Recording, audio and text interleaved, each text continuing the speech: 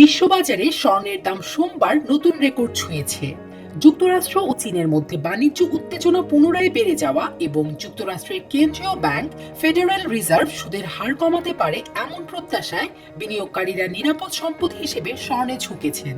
মার্কিন সময় সোমবার ভোরে স্পট গোল্ড প্রতি আউন্সে 0.7% বেড়ে 4044.29 ডলারে অবস্থান করে, যা কিছুক্ষণ আগে ইতিহাসের সর্বোচ্চ 4059.30 ডলার ছুঁয়েছিল। ডিসেম্বরে সরবরাহের জন্য মার্কিন ফিউচার গোল্ড 1.6% বেড়ে 4062.50 ডলার হয়েছে।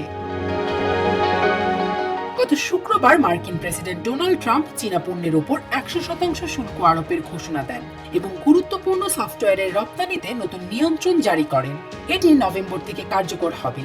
চীন পাল্টা প্রতিক্রিয়া জানায়, এই পদক্ষেপের ন্যায্য কারণ থাকলেও তারা এখনই যুক্তরাষ্ট্রের পণ্যে অতিরিক্ত শুল্ক আরোপ করছে না।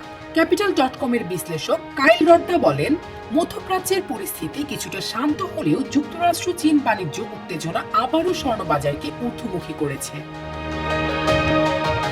রূপার বাজারেও একই প্রবণতা দেখা গেছে।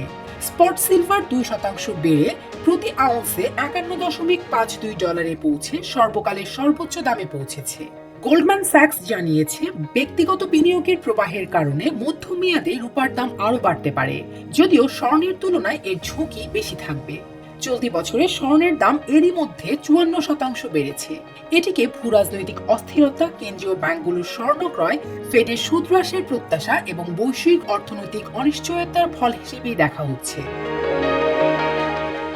বাজার বিশ্লেষকরা ধারণা করছেন, অক্টোবর ও ডিসেম্বর 2 মাসেই ফেড সুদের হার 25 বেসিস পয়েন্ট করে কমাতে পারে। মঙ্গলবার ফেড চেয়ারম্যান জেরোম পাওয়েল অর্থনীতিবিদদের সম্মেলনে বক্তৃতা দেবেন, যেখানে এ বিষয়ে নতুন ইঙ্গিত আসতে পারে। অন্যদিকে প্লাটিনাম 2.6% বেড়ে প্রতি আউন্সে 1628.80 ডলার এবং প্যালাডিয়াম একই হারে বেড়ে 1442.06 ডলারে লেনদেন হয়েছে।